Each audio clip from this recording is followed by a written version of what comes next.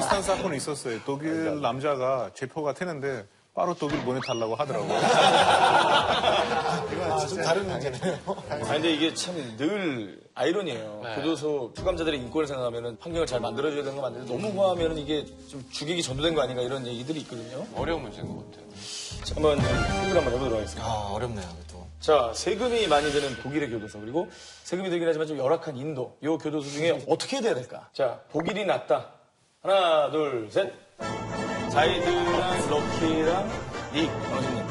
저는 지금 독일 더 낫다고 생각하지 않고 제가 차라리 인도처럼 그렇게 해야 감옥에 된다. 있었으면 닉은? 좋겠어요. 그래야 범죄가 준다. 왜냐하면 독일에서 그거 엄청 잘 돼 있고 너무 좋아서 네. 특히 겨울 때 집 없는 사람 고지대 일부러 범죄하고 감옥 가고 그런데 차라리 독일 감옥 가면 또 잘 살 수 있는데 그건 말도 안 되는 그렇게 생각할 수도 있죠. 그건 말도 안 되고 그리고 감옥이 이렇게 괜찮으면은 별로 처벌 같지도 않아요. 차라리는 인도에서 엄청 감옥은 무서운 곳이라고 생각해야 된다고 생각해요. 그런 말이 사람들은 감옥 가기 싫으면은 범죄도 없어질 수도 있다고 생각해요. 아니, 자유가 없어지는데 어떻게 처벌같지 않다고 얘기할 수 있어요. 한 번 가면은 당연히 아니 거기서 저와 좋아하는 같은 거다 느낌이 있잖아요. 범죄자들 교도소에 들어가서 이제 나중에 사회로 돌아와야 되잖아요. 그럼 이제 기술 배우거나 약간 정신 치료 받거나 이런 상태가 좋아져야 나중에 사회로 돌아올 때 그거는 맞기는 될 수 있죠. 그거는 맞기는 하는데 집 없는 사람은 그 고지 사람은 노력 안 한 거보다 그냥 범죄 하나 하고 그냥 제가 보기에는 당하는 사람 입장에서는 큰 죄, 작은 죄 똑같이 나한테 상처를 주는 거예요. 네. 나한테 상처 주는 사람이 죄 값을 치러야 된다고 생각해요. 사실은 이탈리아 비슷한 문제 있었는데 그래서 그냥 범죄에 따라서 구별시키면 돼요. 그러니까 정말 그럼 범죄 달라서 그 사람 범죄할 거예요. 살인 같은 거 하겠어요. 자기가 밥도 못 먹고 집도 없는데 뭐.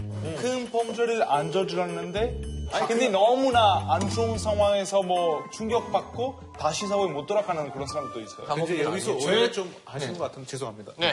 그 인도 감옥이 환경이 안 좋다는 거지 뭐 정신적으로 피해 주거나 뭐 직업을 안 하거나 그런 거 아니에요. 뭐 감옥 같다는 경우에는 여기는 벌 받는 곳이에요. 나라에 죄를 지었으니까 여기는 휴가가 아니거든요. 휴식이 아니거든요. 그래서 환경이 조금 어려워야 가기 싫고 정신적하고 이런 거는 당연히 다 해야 반대 되는 문제도 있는 거 저는 사실은 옛날에 교도소에 가서 봉사활동한 적이 있었어요. 범죄 저지르는 거 아주 나쁜 거지만 또 얘기하다 보니까 여러 가지 이유 있잖아요. 사실 정말 뭐 어렸을 때 이제 진짜 안 좋은 환경에서 살아가지고 맨날 뭐 도둑질 저지르고 그런 사람도 있고 진짜 여러 사람도 있어요. 그래서 교도소 들어가서 뭐 열심히 공부하고 뭐 열심히 일하고 그런 사람도 있어요. 그러니까 어느 정도 그래도 권리 보장해줘야 되지 않느냐 저는 그렇게 생각해요. 한마디 말하고 싶은 게 간디가 이런 얘기 했어요. 그래서 죄를 싫어하라. 죄 지는 사람은 싫어하지 말라. Hate the crime, not the criminal. 네. 당연한 그게 세상에 그런 거 환경이 만들면 좋겠네요. 죄를 미워하되 사람 미워하지 말라. 선생님, 자, 독일, 교수님 생각은? 인도. 하나. 선생님, 자, 독일, 생각은? 인도. 하나. 독일 손을 드셨어요. 아, 독일이에요? 네. 독일의 제도가 무조건 뭐 옳다 이런 얘기는 아니고요. 교도소를 등급화할 필요는 있다고 보여요. 교도소가 지금 우리나라도 이제 굉장히 개선이 많이 되고 있습니다. 그래서 거의 독일 정도까지는 아니더라도 뭐 영치금으로 간식을 사 먹을 수 있다거나 또 검정고시반을 운영한다거나 직업 훈련을 받는다거나 이런 것들을 한국에서 다 제공하고 있어요. 결국은 이 사람들을 가장 처벌을 확실하게 하는 건 다시는 범죄를 저지르지 않도록 만드는 거예요. 그렇기 때문에 그런 식으로 계도하고 선도하는 목적의 교도소도 있어야 되고 악질은? 예, 아까 얘기한 대로 나영이 같은 아이의 평생 동안의 뭐 고통을 야기한 사람이 벌써 이제 조만간 나옵니다.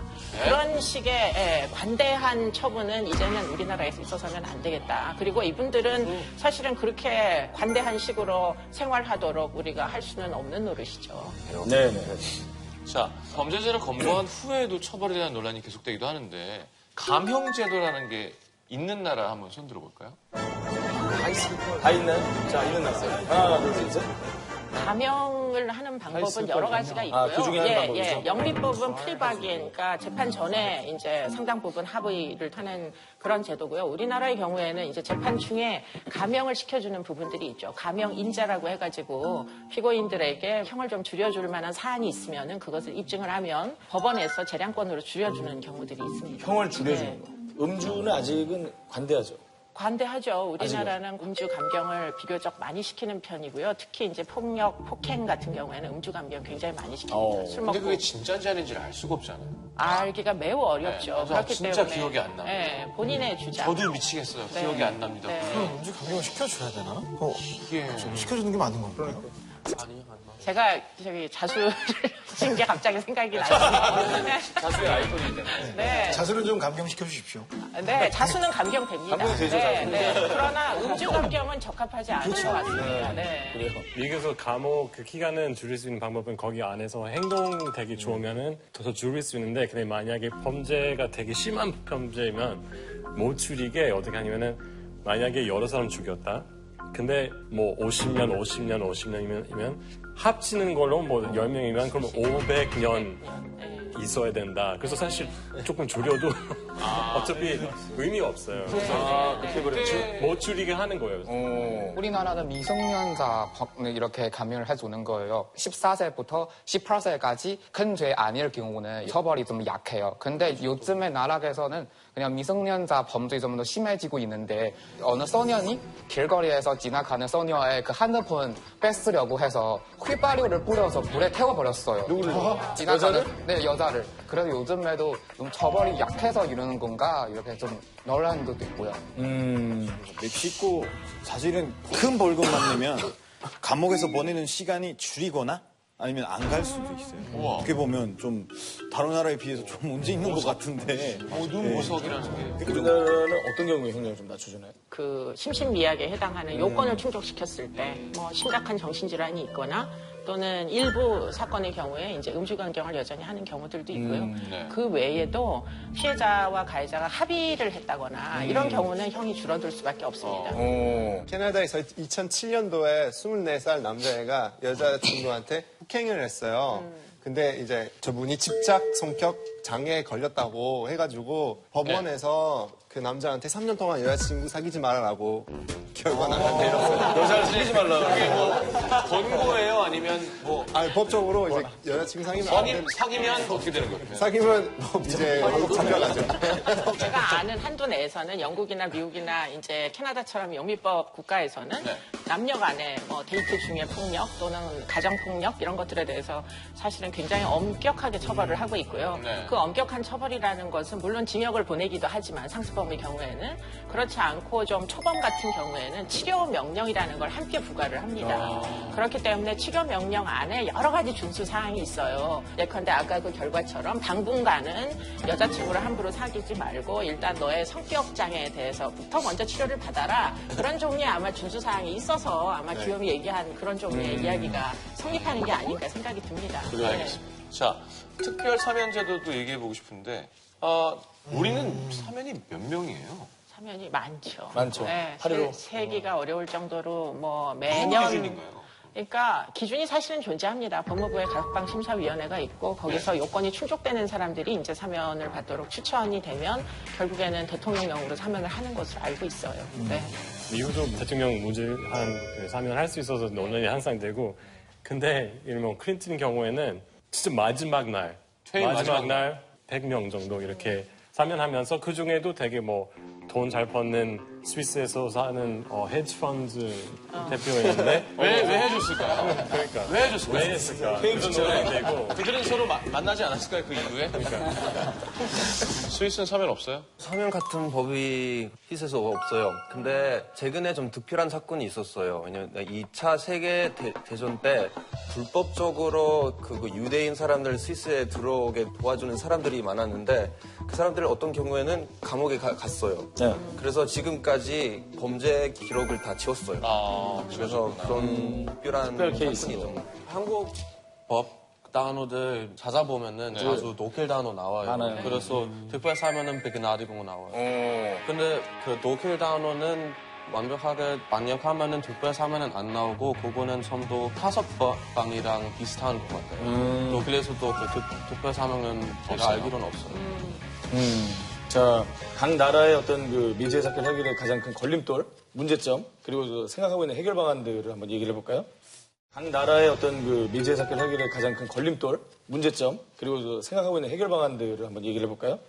사실 멕시코뿐만 아니라 네. 다른 나라들 가장 큰 문제가 부정부패이지 않을까 싶은데 멕시코 같은 경우는 정보가 방송국, 신문 이런 거 다 조절하기 때문에 만약에 무슨 사건이 생기면 쉽게 숨길 수 있으니까 사람들이 국민들이 알지 못하잖아요. 네. 부정부패를 없애야 네, 된다. 그래서 정부에서 일하는 사람들을 한 번에 싹 이렇게 잘라버리면 그 문제가 해결될 수 있지 않을까. 그렇죠. 저 이탈리아에서 대부분 미제 사건 해결되지 않는 이유가 이제 전체적인 문제죠. 약간 불편한 정보 이제 공개 안 되니까 그리고 예결이 안 되거나 마피아도 그렇고 요즘은 그렇지만 옛날에는 이제 바티칸.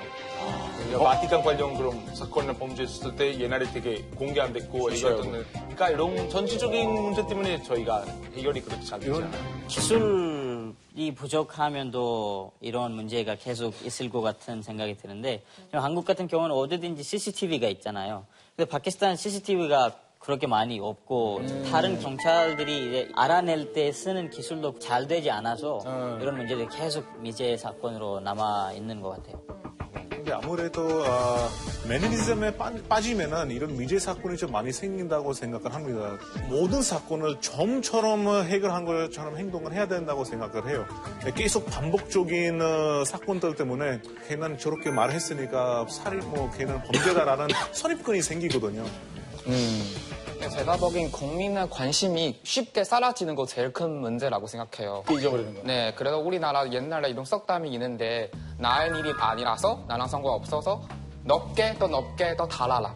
네, 그냥 내 눈에 뜨이지 않으면 된다는 말이에요. 네, 그래서 제가 아는 분은 그냥 경사서 서장님이신데 우리나라도 미제 사건을 해결하기 위해 전담반이 있냐고 제가 물어봤더니 그냥 심리나 우리 그렇게 한가하지는 않아. 바빠. 네, 그래서 국민이 관심이 없어서 딱히 해결할 방법이 없어요. 자, 교수님은 우리나라 경우에 미제 사건 해결할 때 가장 좀 아쉬운 부분이 있다면 뭐가 있을까요? 이제 공소시효가 없어졌으니까 미제 사건을 수사를 계속 할 수 있는 환경은 이제 마련이 됐거든요, 네. 드디어. 그렇기 때문에 지속적으로 인내심을 가지고 거기에 투입을 할 수 있는 인력이 있어야 되는데 예산과 인력의 문제다. 그리고 또 한 가지는 지금 과학수사 기법들이 많이 개발이 되고 있습니다. 그렇기 때문에 이제 그런 기술들을 얼마나 원활하게 잘 사용하느냐인데요. 우리 경우에는 지금 등록된 살인사건이 한 200건 이상 이제 미제 사건이 있는데 문제는 실종 사건이라는 게 있어요. 죽었는지 안 죽었는지 모르겠는데 하여튼 가출할 이유가 없는 사람들이 가출한 사건들이 5천 건이 넘게 있어요. 그게 참 진짜. 네, 근데 이게 환장한 지금 데이터베이스가 없어요. 문제는. 그러다 보니까 데이터베이스를 구축하는 게 무엇보다도 중요한 일이다 이렇게 보입니다. 예. 자, 오늘 교수님과 함께 범죄에 대해서 얘기를 나눠봤습니다. 114회 비정상회담 이수정 교수님 안건, 대한민국의 미제 사건을 해결할 수 있다고 믿는다. 비정상인가요? 이 안건은 어디선가 지금 방송을 보면서 완전 범죄라고 믿고 있을 범죄자들을 향한 교수님의 일침으로 마무리하도록 하겠습니다. 네, 꼼짝마 손들어. 네, 한마디입니다. 네. 꼼짝마 선수로. 자, 오늘 출연 어떠셨나요? 네, 오늘 너무 유창하신 한국어를 들으니까 국적을 의심할 정도로 아주 훌륭한 토론이었습니다. 저도 아주 감동을 받았고요. 다음번에 또 기회가 있으면 만나도록 그렇게 했습니다. 아유, 감사합니다. 수고하셨습니다. 네. 자, 국경하는 청년의 비정상회담 마무리하겠습니다. 우리 모두 정상이 되는 그날까지 어딘가에 숨어있을 범죄자들에게 일침을 가하겠습니다. 네. 다 꼼짝 마라. 다 꼼짝 마. 뱅뱅뱅뱅. 해야겠습니다.